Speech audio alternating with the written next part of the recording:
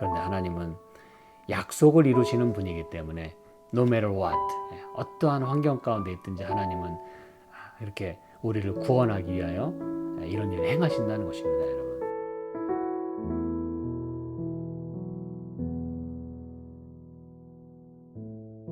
시편 81편 제가 5절, 6절, 7절 보도록 하겠습니다. 하나님이 애굽 땅을 치러 나가시던 때에 요셉의 족속 중에 이를 증거로 세우셨도다. 거기서 내가 알지 못하던 말씀을 들었나니 이르시되 내가 그 어깨에서 짐을 벗기고 그 손에서 광주리를 놓게 하였도다. 내가 고난 중에 부르짖음에 내가 너를 건졌고 내 성의 은은한 곳에서 내게 응답하며 무리바 물가에서 너를 시험하였도다. 셀라.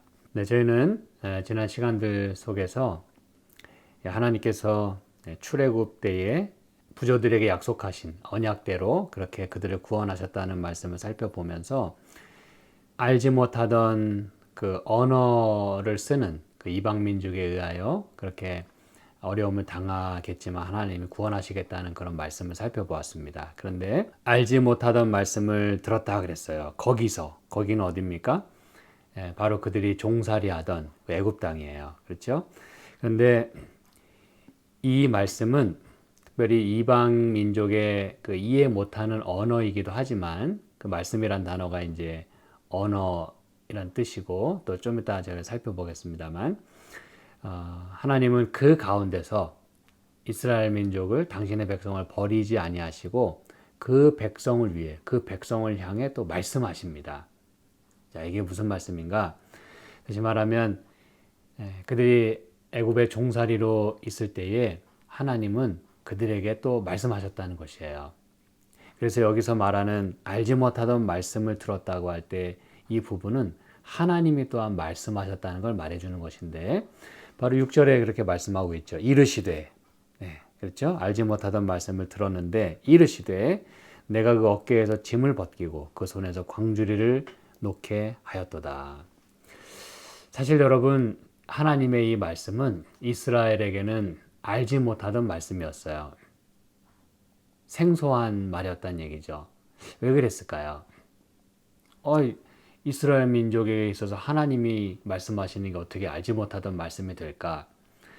사실 여러분, 애굽의 종살이로 있으면서 400년 동안 그들은 하나님을 잊어버리고 살았다는 얘기입니다, 여러분.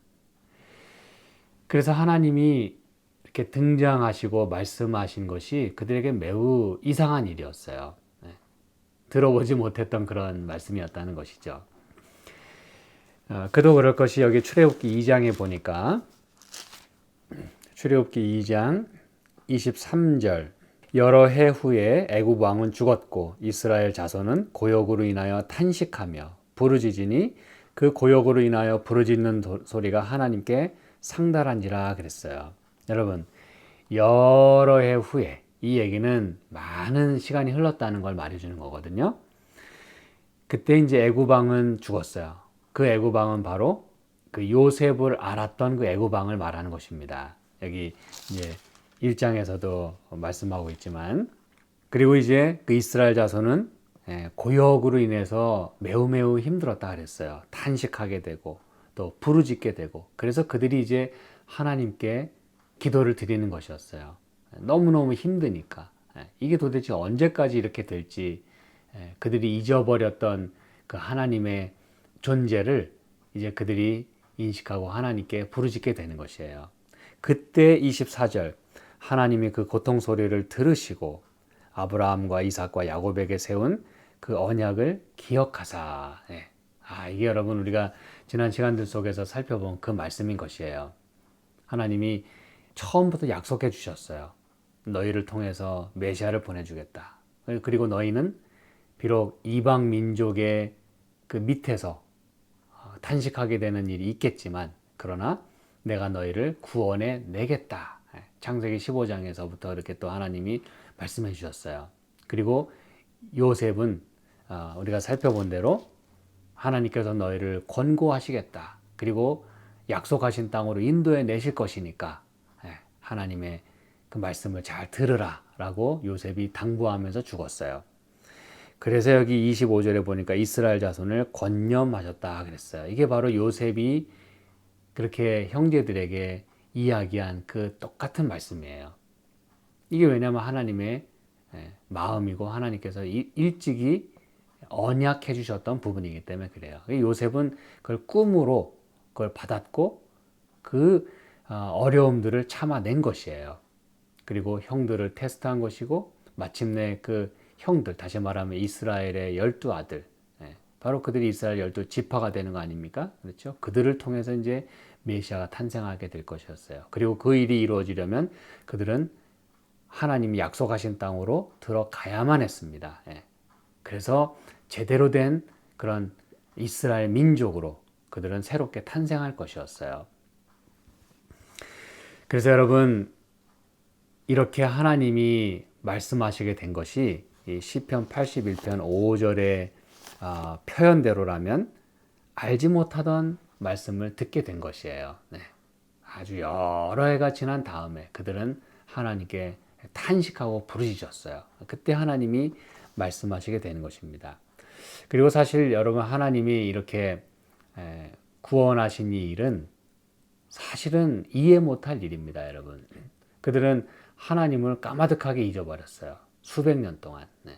거기서 오래 있지 않아야 했음에도 불구하고 그들은 거기 정착하면 안 되었어요. 하나님이 여러분 애굽 땅에 가라고 이렇게 허락하실 때는 잠깐 그 기근이나 그 피신 정도의 아주 그 극한 어려움을 잠깐 피할 그런 용도로 하나님이 그런 목적으로 애굽 땅에 인도하셨어요. 아브라함도 여러 차례 마찬가지고 뭐 예수님의 생애에서도 예수님 탄생하자마자 이렇게 헤롯이 죽이려고 했을 때 천사가 나타나서 피하라. 그래서 그들은 애굽 땅에 잠깐 피했다가 다시 올라왔어요. 그게 여러분 다 성경의 그 똑같은 표상이라는 거 알고 계시죠? 그렇죠? 호세아 11장에서도 내가 내 아들을 애굽에서부터 불러내었다. 그게 여러분 다 똑같은 얘기입니다. 이스라엘을 장자라고 표현하시면서 여기 출애굽기에 보면 이스라엘은 내 장자다 그러면서 끄집어내셨고 예수님의 생애에서도 그걸 똑같이 이루어낸 것이에요. 그들은 거기서 이렇게 수백 년 동안 있어서도 안 되었고 더군다나 종살이로 있으라고 하나님의 애굽 땅에 가라고 허락하신 게 아니었어요. 근데 그들이 그냥 그 살기가 너무 좋은 것이에요. 양식이 풍부하고 즐길 게 많고 또 자손은 많아지고 그러니까 여기가 내 땅인가 보다. 내가 여기서 내 뼈를 묻을 곳인가 보다. 그리고서 그렇게 살았던 것이에요. 근데 여러분 사단은 하나님의 백성들을 그냥 그렇게 놔두지 않습니다. 다 그냥 노예로 만들었어요. 그러니까 다 젖어들고 하나님 잊어버리게. 그래서 하나님이 이렇게 말씀하시는 것이 그리고 그들을 구원한다는 것 자체가 참 우리에게는 상식에 어긋납니다. 어떻게 그들을 구원하실 수 있는지 말이죠. 그런데 하나님은 약속을 이루시는 분이기 때문에 no matter what, 어떠한 환경 가운데 있든지 하나님은 이렇게 우리를 구원하기 위하여 이런 일을 행하신다는 것입니다, 여러분. 그래서 시편 81편 7절에 이렇게 말씀하죠. 내가 고난 중에 부르짖음에 그렇잖아요. 그렇죠? 내가 너를 건졌고 이게 여러분 하나님의 출애굽의 구원을 말하는 것입니다.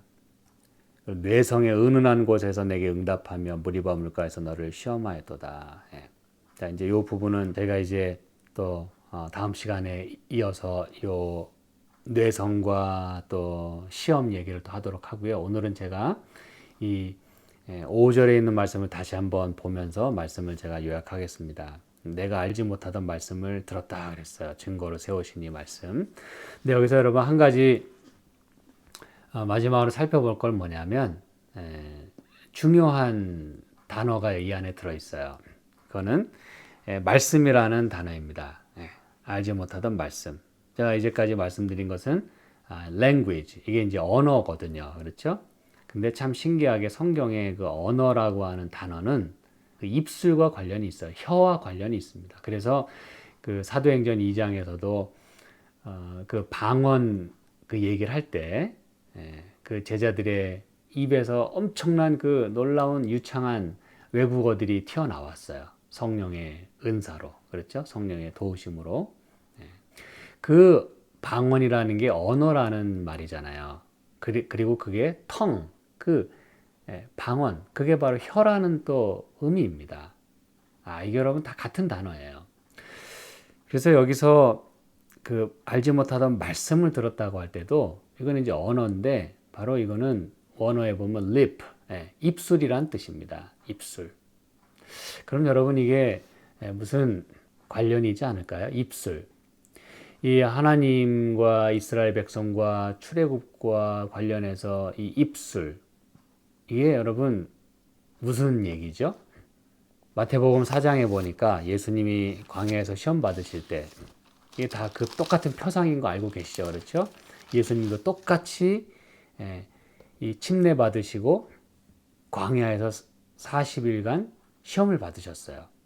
이게 여러분 이스라엘 백성들이 홍해를 건너면서 그들이 침례를 경험하고 고린도전서 10장에 그렇죠? 똑같이 침례를 받았다 그랬어요.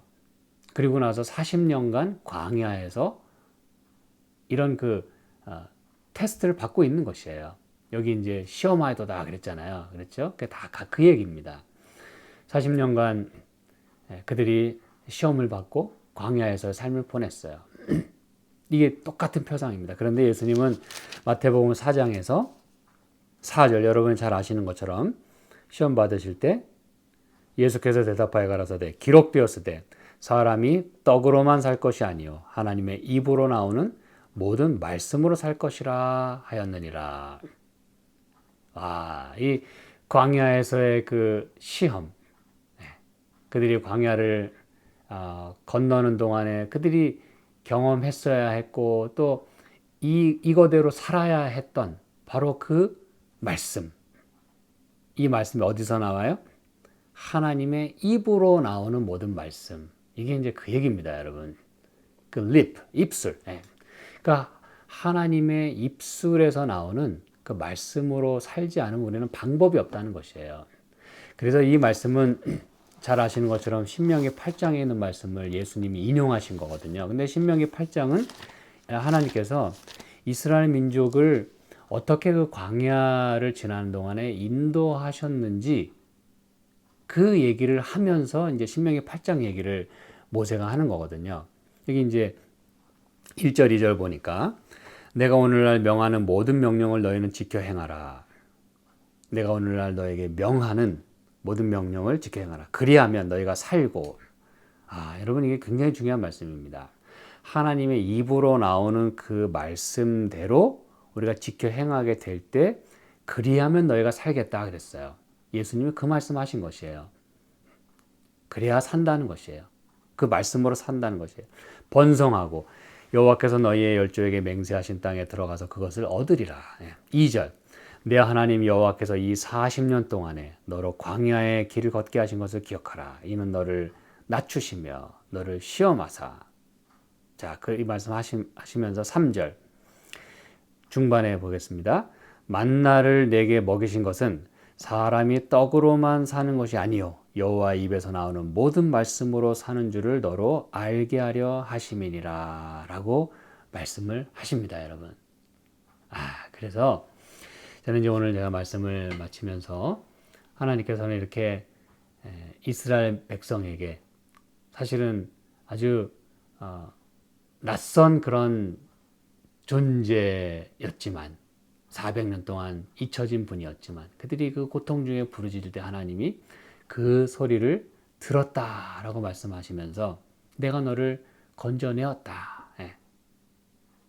그러면서 여러분 우리에게 주시는 말씀이 뭐예요? 말씀으로 살아야 된다는 것입니다. 하나님의 입으로 나오는 그 말씀으로 살아야만 우리가 번성하게 되고 또 이 모든 어려움들을 잘 극복해내고 견뎌내고 통과할 수 있음을 말하는 것입니다.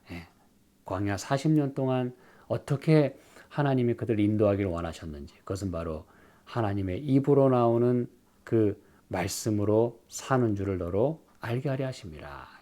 그래서 오늘 하나님께서 우리를 구원해 주시고 또 어떻게 살아야 우리가 제대로 살 수 있는지 어떻게 해야 우리가 정말 번성하며 살 수 있는지를 또한 말씀해 주셨다는 것입니다. 광야 길을 가고 있는 우리가 여러분 하나님의 입으로 나오는 그 말씀으로 살 수 있게 되길 간절히 소망합니다. 하나님의 구원하시는 그 사역, 우리를 살리려고 하시는 그분의 마음이 들어있는 그 언약, 언약의 말씀대로 하나님은 이루셨어요. 우리도 그 언약의 말씀대로 살아야 될 줄로 믿습니다. 함께 기도하실까요?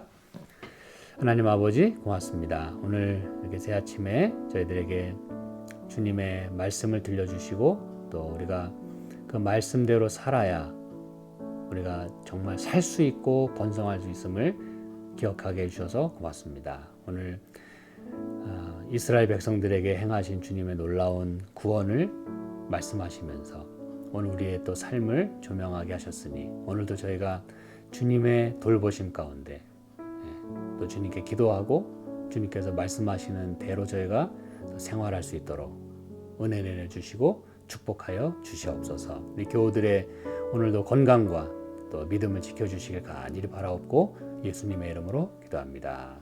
아멘.